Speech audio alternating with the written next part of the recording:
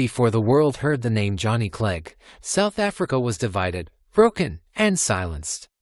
But one young boy dared to cross the lines no one else would. He didn't just play music, he shattered barriers, united cultures, and helped rewrite a nation's history.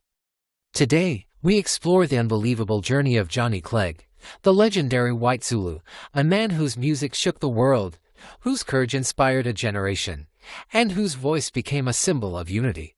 This is the story we must never forget. In a time of apartheid, when black and white South Africans were forbidden from mixing, Johnny Clegg did the impossible. He crossed racial boundaries. He learned the Zulu language. He danced with Zulu warriors. He formed multiracial bands that defied the system. And he used the power of African music to fight for freedom, long before the world believed change was possible. He wasn't born a hero. He didn't come from wealth or political power. But what he did have was something far more potent: curiosity, compassion, and a fire inside him that refused to be silent. So how did this boy, born thousands of miles away in England, become one of Africa's greatest cultural icons? How did he create global hits like Scatterlings of Africa and a Simbonanga that touched the souls of millions? And how did he turn his guitar and his voice into a weapon for justice? Let's begin the extraordinary story of a man who didn't just sing about Africa, he lived it. Johnny Clegg was born in 1953 in a small town in England. After his parents divorced, his mother, a dynamic cabaret and jazz singer, moved with him to Zimbabwe and then to South Africa. It was here, on the vibrant and often harsh streets of Johannesburg, that a young Johnny would discover his second home, the world of Zulu culture. At just 13 years old, he had a life-changing encounter. He met Mthonganazo Mzila, a Zulu migrant worker and street musician. Zilla wasn't just a musician, he was a teacher, a mentor. He taught the young, inquisitive Johnny not just traditional Zulu dance and guitar rhythms, but the deep philosophy and soul behind the music. This was the turning point. You have to understand the context. This was South Africa during the darkest days of apartheid. The law and social customs strictly segregated black and white communities. It was illegal and dangerous for a white person to enter black townships or the migrant worker hostels. But Johnny went anyway. Driven by his passion for the music and the culture, he followed Mzila into the hostels. He danced with the men. He slept on the floors. He learned their stories, their language, their struggles, and their joys. Of course, this came with a price. He was arrested multiple times, simply for being in a black area after curfew.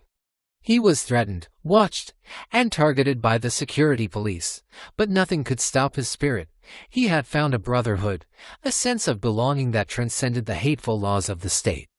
It was in these very hostels that he honed his incredible guitar skills, blending Western folk with intricate Zulu maskandi picking styles, creating a sound that had never been heard before. In the early 1970s, this journey led him to Sipho Makanu, another Zulu migrant worker with an exceptional talent for music and a shared vision. Together, these two young men, one white, one black, formed the band Juluka. In the climate of apartheid South Africa, this was a revolutionary act. A white man and a black man performing together on stage. It was unthinkable, scandalous even. Their music was initially banned from state-run radio, and their performances were constantly disrupted by police raids. Yet, Juluka became a phenomenon. They were a living, breathing symbol of defiance, hope, and the possibility of a different South Africa. Their music, a powerful fusion of Zulu rhythms, maskandi guitar, and Western pop, resonated deeply with people from all walks of life. Their hit song, Scatterlings of Africa, broke through the barriers of censorship and reached a global audience. The lyrics spoke of migration, identity, and the search for home, striking a chord with people all over the world. Johnny Clegg wasn't just making music anymore, he was building a bridge, rewriting the rules of African pop culture, and showing the world the beauty that could emerge from unity. As the political climate in South Africa intensified in the mid-1980s, Sipho Makanu returned to his family farm. But Johnny's mission was far from over.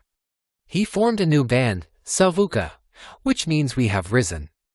This band was even more explicitly political, their music a direct challenge to the apartheid regime. Their concerts were electric, filled with people of all races dancing together in defiance of the segregation laws. It was with Savuka that Johnny wrote one of the most powerful protest songs of all time, Simbonanga. The title means we have not seen him in Zulu, and it was a direct, courageous call for the release of the imprisoned Nelson Mandela.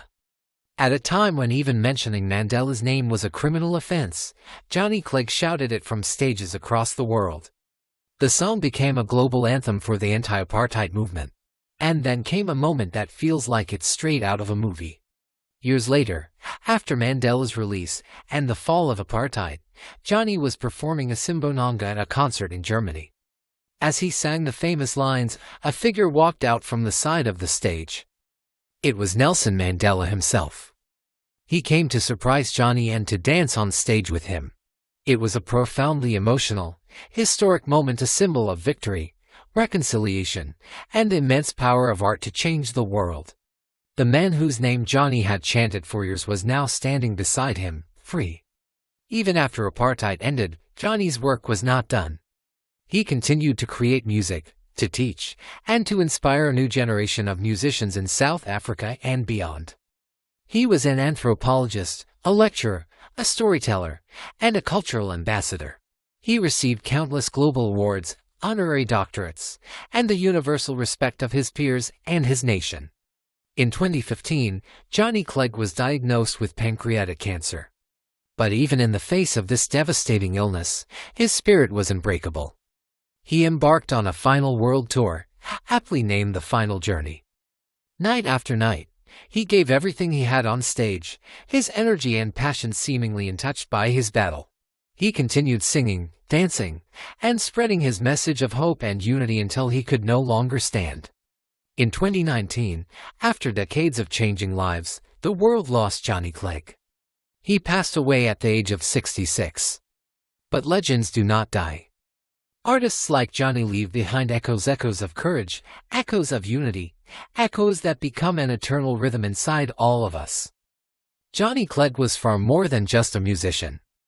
He was a bridge between cultures, a warrior for unity, a voice for the voiceless, a symbol of Africa's beating heart.